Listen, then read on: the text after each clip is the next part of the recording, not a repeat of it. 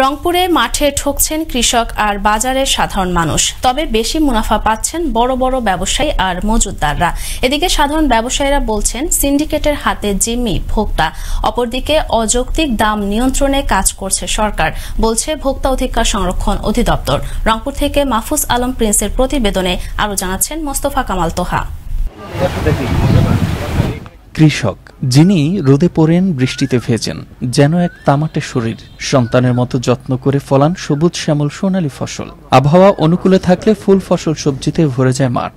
ঠিক তেমনি রংপুরে এবারও সবজির ফলন হয়েছে বেশ ভালো, কিন্তু কেমন দাম পেয়েছেন তারা, তা জানা যায় তাদের কাছ থেকেই। তো চাষ করি 2 টাকা লাভের আশায়, কিন্তু মূলত লাভ হচ্ছে না, ক্রেতা নাই, আলুর ন্যায্য মূল্য পাচ্ছি না। সব দিক দিয়ে কৃষক এখন ক্ষতিগ্রস্ত, অনেক ক্ষতিগ্রস্ত কৃষক। আলুর দামটা নাই, দাম পাইতেছি না, ন্যায্য মূল্যটা দিতে ভালো হতো। অদৃশ্য সিন্ডিকেটের প্রান্তিক পর্যায়ের সদস্যরা হলেন স্থানীয় বড় বড় পাইকার। তাদেরও উপস্থিতি আছে এই বাজারে, তবে তারা থেকে যান অদৃশ্য। খুচরা ব্যবসায়ীদের দাবি, ভোক্তা অধিকারের অভিযান হোক সেখানেও, তাহলেই নিয়ন্ত্রণে আসবে বাজার।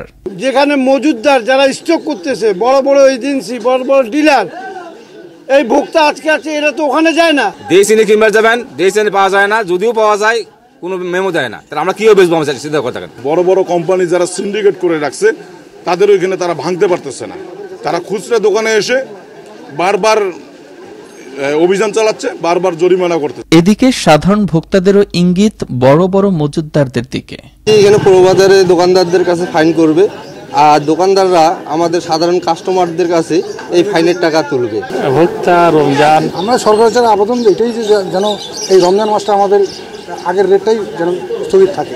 বাজারে পণ্য সামগ্রীর ঊর্ধ্বমুখীর কথা স্বীকার করলেন অভিযানে আসা ভোক্তা অধিকারের এই কর্মকর্তা। সেই বিষয়টা আমরা দেখার চেষ্টা করছি যে তারা অতিরিক্ত কোনো মূল্যে বিক্রি করছে কিনা।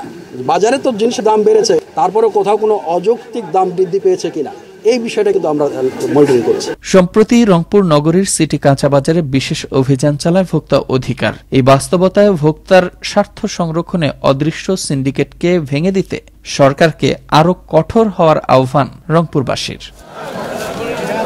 মোস্তফা কামাল তোহা, আনন্দ টিভি, ন্যাশনাল ডেস্ক।